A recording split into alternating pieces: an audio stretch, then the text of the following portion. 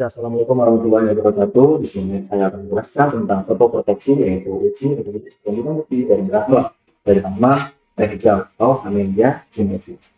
Oke, di sini bersama saudari Jane atau Fadlia, saya Abdul Sintalita, saudari Nidhi. Untuk prinsip dasar uji fotoproteksi sendiri, nah uji ini berlaku untuk mengukur kemampuan dari efek teh hijau dalam menyerap dan memantulkan radiasi ultraviolet. Nah, fokus utamanya adalah pada nilai SCF untuk proteksi UVB dan PF UVA atau protection atau UVA proteksi UVA yang dihitung dari data absorbensi spektrum rating UVA in vitro. Seperti yang dilihat itu ada tabel eh, tabel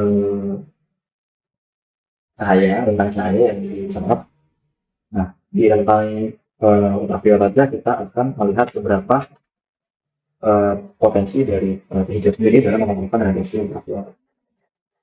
Oke, untuk bagaimana mekanismenya sendiri adalah dari senyawa katekin dalam teh sendiri, terutama yaitu epigalokatekin galate yang memiliki sistem ikatan perangkap yang terdiri dari cincin aromatik dan kubus hidrofilnya yang berfungsi sebagai kromopol atau autosokrom yang dinilai dapat mencapai resistisi di 250 sampai 400 nanometer.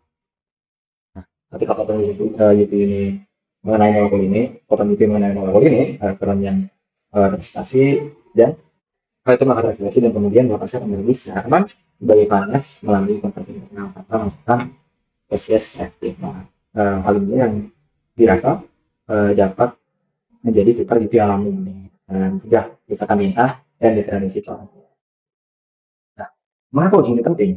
Uji protokol tes ini penting agar menjadi salah satu fondasi ilmiah yang memberikan saat partikel teh hijau untuk kemampuan absorpsi UV yang terukur sehingga dapat menjadi landasan dalam pembuatan semisal sunscreen, bahan sunscreen atau bahan kosmetik yang dengan bahan alam yang aman dan dapat aman dari paparan UV. Dari pengukuran SPF dan PPA tadi yang diantaranya memberikan data observasi yang dapat bertanggung jawab secara akademis yang menjadi dasar pengembangan suatu produk tadi. Untuk pembahasan selanjutnya akan dilihat. Kemudian kita akan menjelaskan mengenai parameter hasil untuk menilai kemampuan fotoproteksi terhadap sinar matahari pada ekstrak teh hijau. Nah, parameter yang digunakan yaitu SPF dan PF/UVA. Nah, SPF adalah atau Sun Protection Factor merupakan metode atau parameter untuk mengukur kemampuan suatu bahan dalam melindungi kulit dari sinar UVB, yaitu yang mana UVB memiliki panjang gelombang 290 hingga 320 nanometer. Nah, di UVB ini dia menyebabkan kulit terbakar atau sunburn, kemerahan, dan kerusakan DNA. Nah, untuk menghitung SPF digunakan rumus sebagai berikut, yaitu SPF sama dengan MED protected per MED unprotected. MED adalah singkatan dari minimal erytherma dose atau dosis erytherma minimal. Nah, itu merupakan ukuran atau dosis radiasi sinar UVB yang terendah yang dibutuhkan untuk menghasilkan erytherma minimal atau kemerahan samar pada kulit setelah terpapar oleh sinar matahari. Kemudian ada UVA atau PFUVA atau Protection Factor UVA.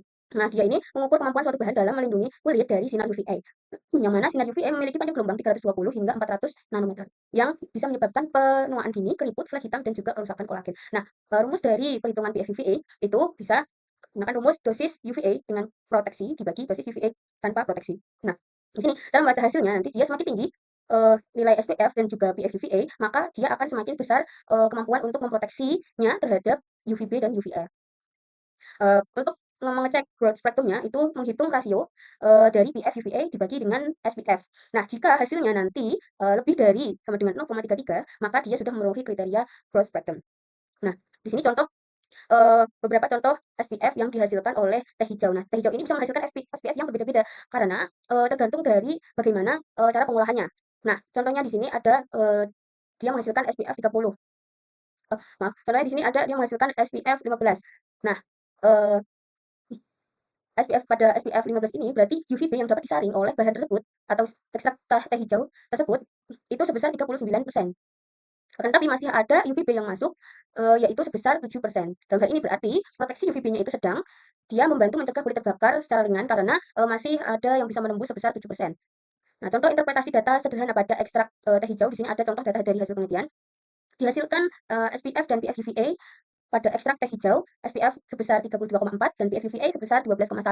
Nah, dari SPF-nya dia berarti proteksi UVB-nya lumayan ya, lumayan tinggi. Di sini kalau kita lihat di tabel yang sebelumnya, dia berarti kurang lebih akan menyerap sebanyak 97% UVB dan masih ya UVB yang masih bisa masuk dalam kulit itu sebesar kurang lebih 3%.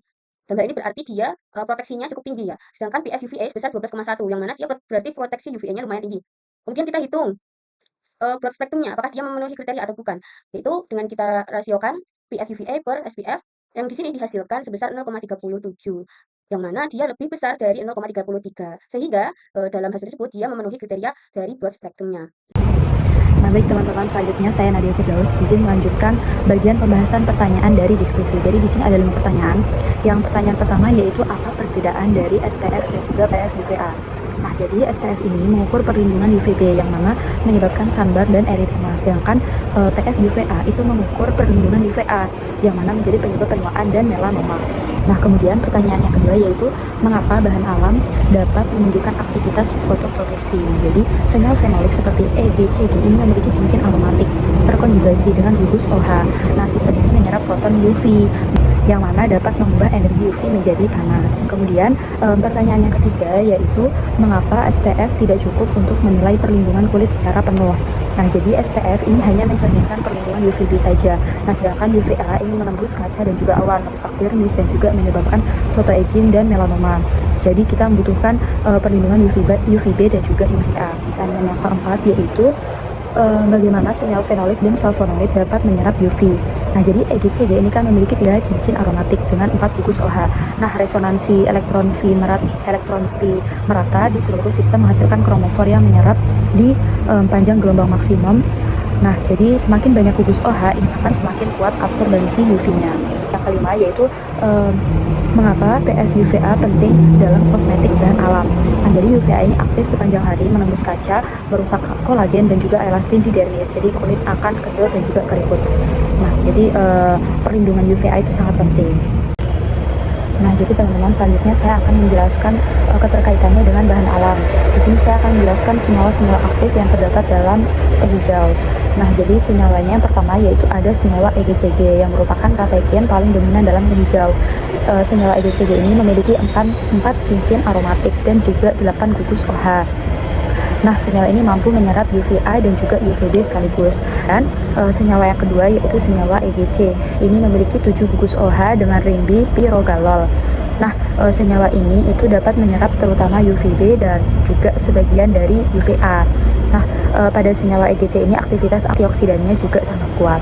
Kemudian senyawa yang ketiga yaitu senyawa ECG. Senyawa ECG ini memiliki 7 gugus OH dan juga gugus galoil. Nah, senyawa ECG ini absorpsi UV terutama di rentang UVB. Kemudian senyawa yang keempat yaitu senyawa quercetin, masuk golongan dari flavonol yang mana memiliki gugus karbonil di posisi 4 dan juga ikatan rekap yang menghasilkan absorpsi. Kemudian senyawa yang terakhir yaitu senyawa asam klorogenat yang mana termasuk golongan asam fenolat. Senyawa ini memiliki gugus sinamoil terkonjugasi yang mampu menyerap foton UVB. Mungkin sekian pembahasan dari kami terkait uji fotoproteksi dari daun teh hijau. Di mana di sini kita telah menjelaskan presentasi uji tersebut, terlebih baik bagaimana parameter hasilnya dan bagaimana kaitannya dengan bahan alam. Sekian dari kami, kurang lebihnya mohon maaf. Wassalamualaikum warahmatullahi wabarakatuh.